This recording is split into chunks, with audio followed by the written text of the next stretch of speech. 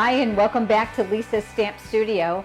I'm continuing my series on card layouts, where I give you ideas on where to place the elements on your cards to make the design process easier for you. Today's card layout is going to look like this. Isn't that Daisy Lane stamp set adorable? In addition to this card, which I'll be demonstrating, I have two others to share with you, so make sure you stay with me to the end of the video.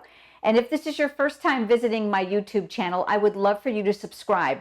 Make sure you click that small bell icon that's next to the subscribe button so that you'll receive notifications of when I'm live here on YouTube, as well as when I upload a new video. Let's head over to the stamp table and let's get started on today's card. Here's a good close-up of that card. Look at the center of that daisy. That's actually one of the flower centers that we sell in the catalog. I'll be able to show you a little bit more about that when we get started. Let's begin with the panel of this card.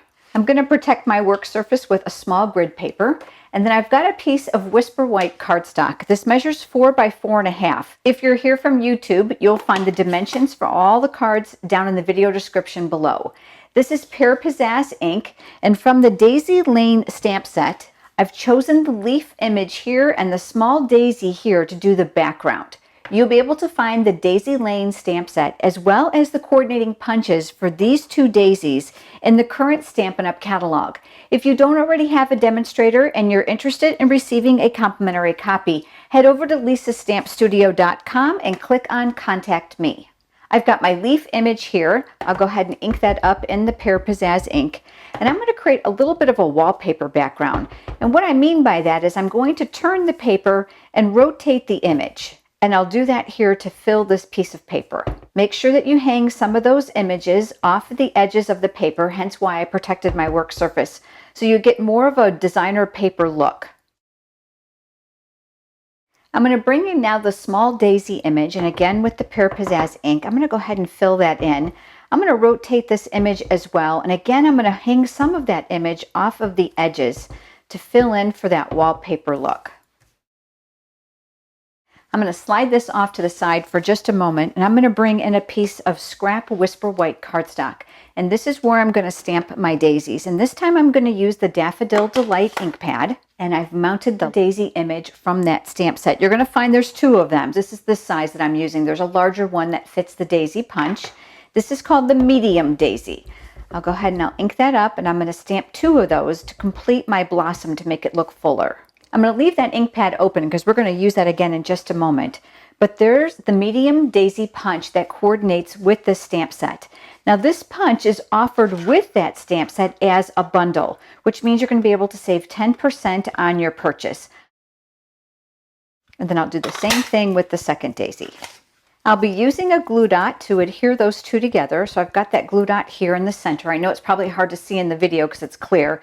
So I'm going to take the back side of my daisy right in the center and I'll press, and that will lift the glue dot off with it. And then I'm going to offset these petals to make this look fuller, and then I'll press that in place. I'm going to set that daisy off to the side, and I'm going to come back to that background that we created. I'm using a sponge dauber. Love these because you can put your finger inside and it allows you really to be able to manage the amount of ink that you're applying. This is that Daffodil Delight ink pad here, so I'm going to go ahead and ink that up. But I want to be able to control the coverage, so I want to make sure that the strongest part of the ink is dabbed off, and then with small circular motion, I'm going to come inside the center of my flowers and add just a little bit of color. That really pops that background, doesn't it? And back to my scrap, I'm going to stamp the greeting smile. Again, this is from that same stamp set. I'm going to be using Memento black ink. I've got my words here, and I'll stamp that. This time I'm using the Story Label Punch. I'll turn my punch upside down. I'll slide my cardstock in from the top. I prefer to stamp my greeting first and then punch because then I can make sure that it's right in the middle. I wanted to give these edges a little bit of color, so I'm going to do the exact same thing. I'm going to use my sponge dauber again in the Daffodil Delight ink, and I'm going to come around here and just add a little bit of sponge color around those edges. Again, I'm dabbing off the excess because I want to make sure that I can control the coverage. I don't want one spot too dark compared to the others. This is measuring 5.5 by 8.5. Again, the cutting dimensions are below the video description for you if you are here from YouTube. I did score that before you joined me and just used my bone folder for that crease. I'm going to mount this here. If you've watched my videos before, you know how much I love my silicone craft sheet when I use my adhesive. Liquid glue, hot glue, and adhesives will not stick to it because of the silicone surface, which is going to ensure that I keep my work surface here sticky free.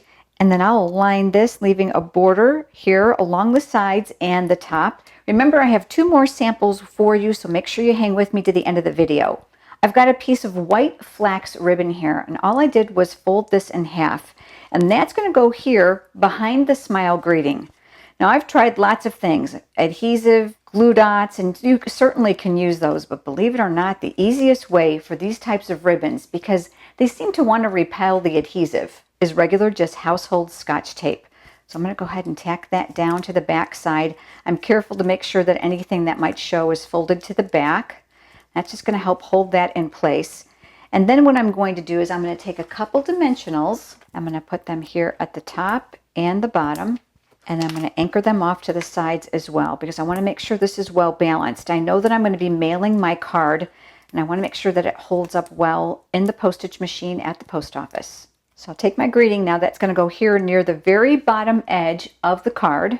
Remember our daisy? I'm going to flip that over and I'm going to take one more dimensional and place that right here in the center. And then I'm going to mount that here near the top. I'm going to be very careful to make sure that I'm not going to cover up the word smile.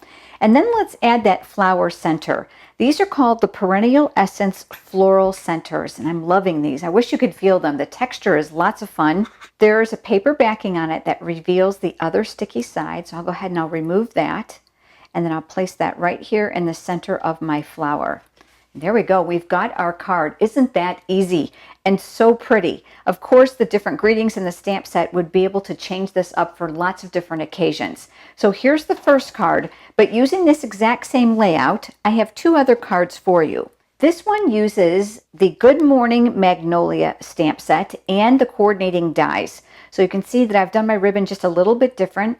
I layered my punched pieces and I created a decorative edge using the dies that are part of this bundle and designer paper versus cardstock. And then finally, because I know I have a lot of purple lovers out there, we have this one that uses Dandelion Wishes. This is Gorgeous Grape.